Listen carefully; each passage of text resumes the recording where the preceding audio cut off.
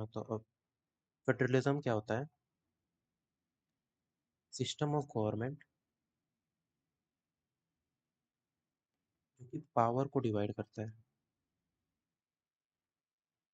ठीक है, करता है। फेडरलिज्म को ये भी कह सकते हैं कि लेवल ऑफ गवर्नमेंट। ठीक है, अब देखो इंडिया में कितने लेवल ऑफ गवर्नमेंट है? तो गवर्नमेंट की कौन कौन सी लेवल है? एक हो गया यूनियन, स्टेट और फिर लोकल बॉडीज। ठीक है, यूनियन में क्या आ गया? यूनियन या सेंट्रल गवर्नमेंट में क्या आ गया? पार्लियामेंट आ गया। स्टेट गवर्नमेंट में क्या गया? State assembly.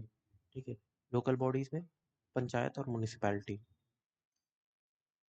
अब देखो, अगर एसएससी की बात करें या किसी वनडे एग्जाम की, तो उसमें फेडरलिज्म के अंडर ये भी पढ़ ले तो अच्छा है, फेडरल फीचर्स और यूनिटरी फीचर्स। ठीक है, तो ये क्या होता है? ये थोड़ा इसी से रिलेटेड है। आप देखो, जैसे फेडरल फीचर में क्या हो गया? फेडरल फीचर मतलब कि लेवल्स ऑफ गवर्नमेंट। ठीक है, तो फेडरल फीचर को हम कैसे डिफाइन करेंगे? ये जो है पावर डिस्ट्रीब्यूट करता है इक्वली। ठीक है, पावर को डिस्ट्रीब्यूट करता है इक्वली।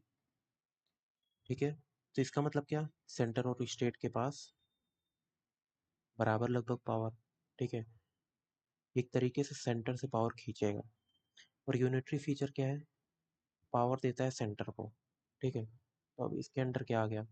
जैसे इंडिपेंडेंस ऑफ जुडिशरी, जुडिशरी का इंडिपेंडेंस। अब जुडिशरी का इंडिपेंडेंस कैसे हो गया फेडरल फीचर? क्यों? क्योंकि जुडिशरी किसी के अंडर नहीं है। ठीक है, थ्री पिलर्स ऑफ गवर्नमेंट में जुडिशरी किसी के अंडर नहीं है। तो फिर ये हो गया कि जुडिशरी किसी की ना स्टेट की सुनेगी ना सेंटर की सुनेगी एक तरीके से। तो पावर एक तरीके से इक्वली डिवाइड हुआ है ना। तो इंडिपेंडेंस ऑफ जुडिशरी क्या हो गया?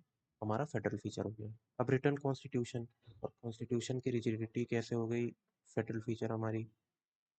तो कॉन्स्टिट्यूशन की जो रिजिडिटी है, इसका मतलब कि वो जल्दी चेंज नहीं हो सकती, और चेंज भी होगी तो वो भी बिल्स वगैरह से चेंज होती है ना। और जिसमें राज्यसभा लोकसभा लगते हैं, तो राज्यसभा में स्टेट के रिप्रेजेंटेटिव्स होते हैं। ये सब आगे पढ़ोगे, राज्यसभा में स्टेट के रिप्रेजेंटेटिव्स होते हैं। इसका मतलब कि पावर क्या इक्वली डिवाइड हो गई।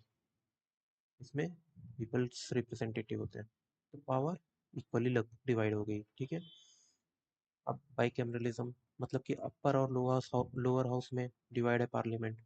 ठीक है, और स्टेट के रिप्रेजेंटेटिव्स भी मिल रहे हैं, तो एक तरीके से पावर इक्वली डिवाइड है। तो इसका मतलब ये फेडरल फीचर है। ठीक है, अब देखो यूनिटरी फीचर। यूनिटरी फीचर पे क्या बताया कि पावर देता है सेंटर को। सेंटर को ऐसा क्या क्या चीज़ का पावर देगा? तो जैसे लेवल ऑफ जुडिशरी। अब देखो लेवल ऑफ जुडिशरी कैसे पावर देगा?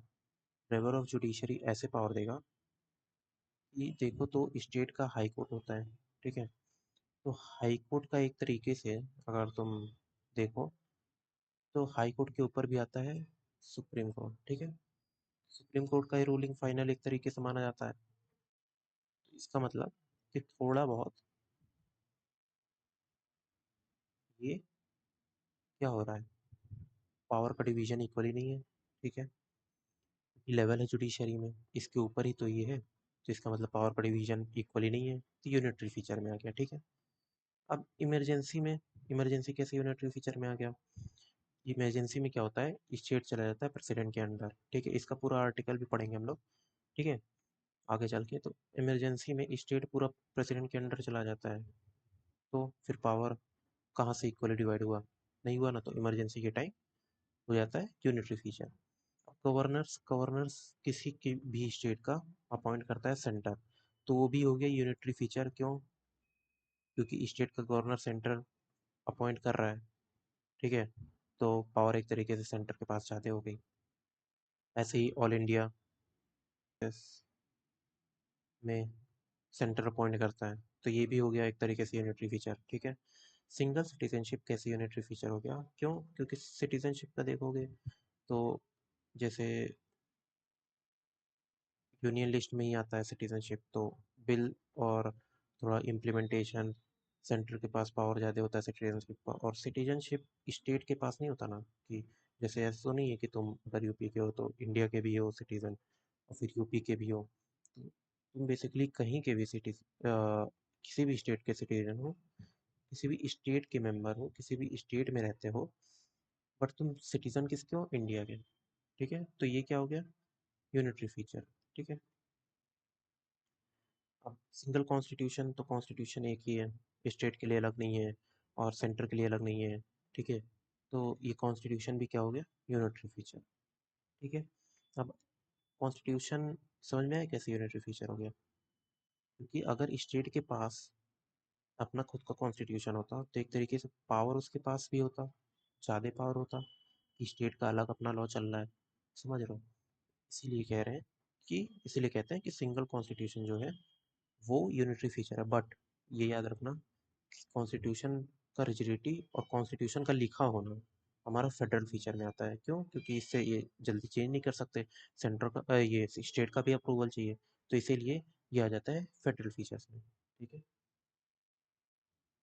और हाँ, इसमें ये भी देख लो, 3 लेवल्स ऑफ गवर्नमेंट देख लेते हैं हम लोग कि क्या क्या होते हैं इंडिया में, खास तौर पे कि 3 ऑर्गन्स ऑफ गवर्नमेंट देखते हैं। लेवल्स देख लिए हम लोग, 3 ऑर्गन्स भी देख लेते हैं।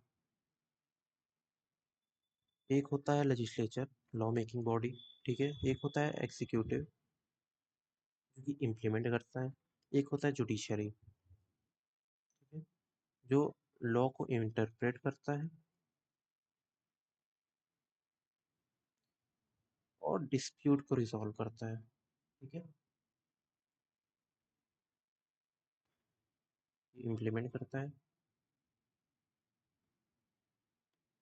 ये बनाता है। लेजिस्लेचर में मान लो पार्लियामेंट, एग्जीक्यूटिव में मान लो गवर्नमेंट, जुडिशरी में सुप्रीम कोर्ट, हाई कोर्ट। तो ये हो गया। ठीक है। ऐसे ऑर्गन्स हमारे होते हैं गवर्नमेंट के, सब इंडिपेंडेंट है एक दूसरे से। ठीक है।